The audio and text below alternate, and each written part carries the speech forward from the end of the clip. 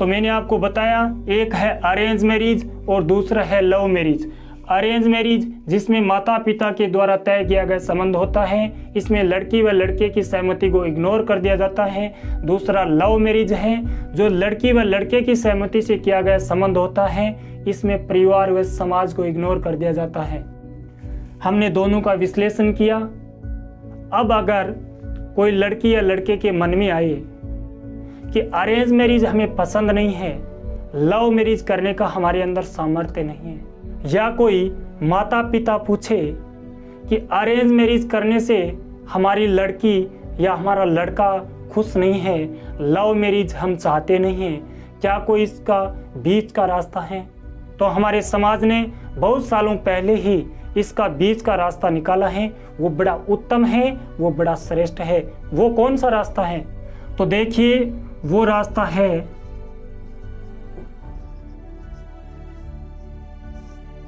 स्वयंवर का। स्वयंवर का मतलब लड़की अपना वर स्वयं चुनती है। स्वयंवर यानी स्वयंवर को चुनना स्वयंवर कहलाता है। इस स्वयंवर के अंदर क्या होता है? जो समाज होता है, जो परिवार होता है, जो माँ बाप होते हैं, वो एक बैठक बुलाते हैं, एक पंडाल लगाते हैं, उसमें अपने सारे रिश्तेदारों को बुलाते हैं, सारे रिश्तेदारों के लड़कों को बुलाते हैं और यहाँ बैठा दिया जाता है उनको।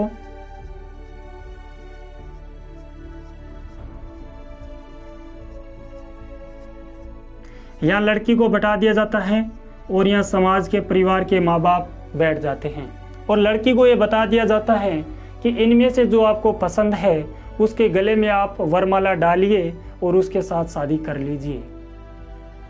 देखिए, ये स्वयंवर है बहुत ही अच्छा, क्योंकि उसमें लड़की को स्वयं वर चुनने का अधिकार होता है।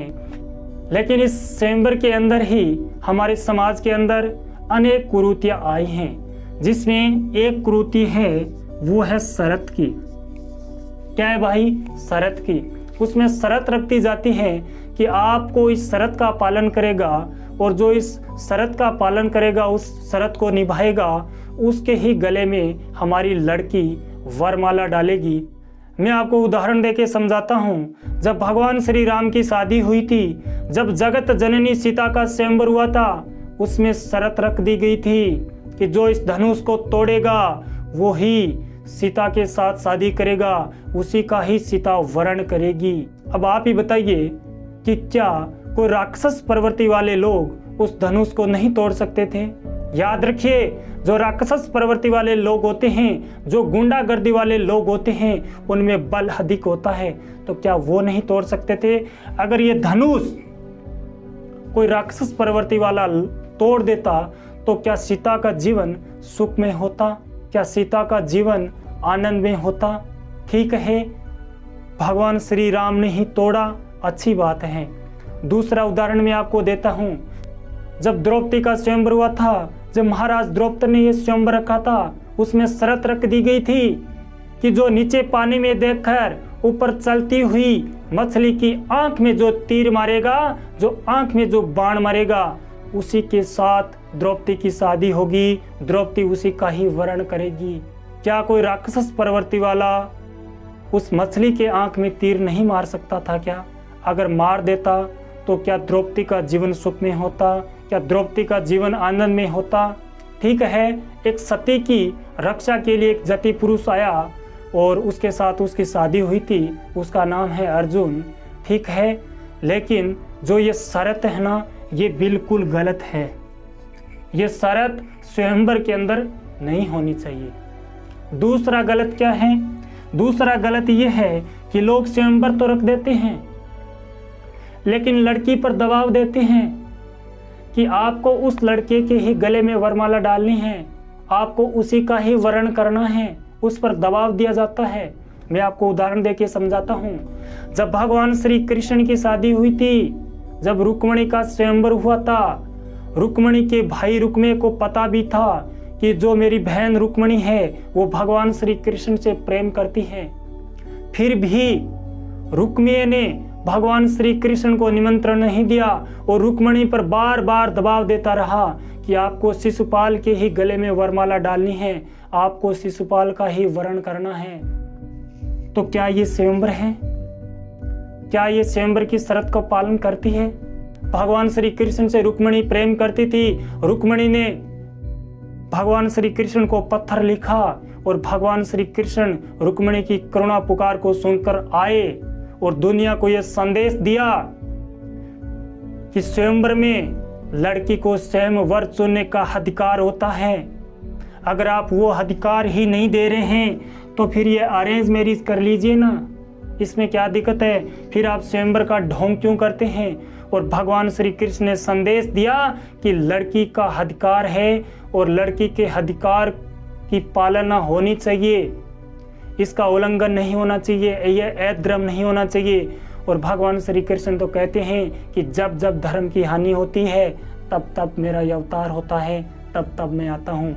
भगवान श्री कृष्ण आए, रुक्मिणी का हरण किया, दुनिया को संदेश दिया कि लड़की को अपना वर स्वयं चुनने का अधिकार होता है और रुक्मिणी को वहां से ले गए। उसके बाद में उसकी शादी हुई।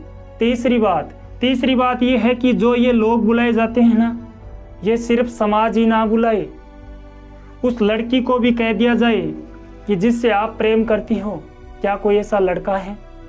या फिर जो लड़के आपने देखे हैं जो सुंदर हैं, अच्छे हैं, उसका कर्म अच्छा है, उसका आचरण अच्छा है, उसका सिद्धांत अच्छा है, हम उनको भी निमंत्रण देते हैं। सबको निमंत्रण देना चाहिए। माता पिता ने जो लड़के देखे हैं, परिवार ने जो देखे हैं, समाज ने जो देखे हैं और उस लड़की ने जो देखे हैं, सबको, जो अच्छे लोग होते हैं, जो चुनिंदा लोग होते हैं, उन सबको बुलाना चाहिए और सबको बुला के उसका इंट्रोडक्शन करना चाहिए कि वो क्या काम करते हैं, किस खानदान से आते हैं। या खानदान ज़्यादा श्रेष्ठ नहीं होता, जाति नहीं देखनी चाहिए, लेकिन फिर भी यह तो देखना चाहिए उसका गुण कैसा है, उसका कर्म कैसा है, उसका आचरण कैसा है, उसका सिद्धांत कैसा है, क्या उसका चाल चलन सही है, क्या उसका आचरण सही है। उसका पूरा इंट्रोडक्शन होना चाहिए, उसका पूरा परिचय होना चाहिए।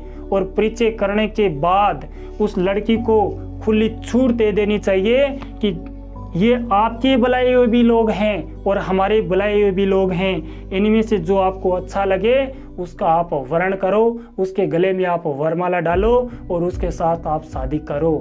ये होता है स्वयंवर। मैंने आपको बताया, एक होता है अरेंज मैरिज, दूसरा होता है लव मैरिज, तीसरा समाज का बीच का रास्ता निकाला हुआ होता है स्वयंवर।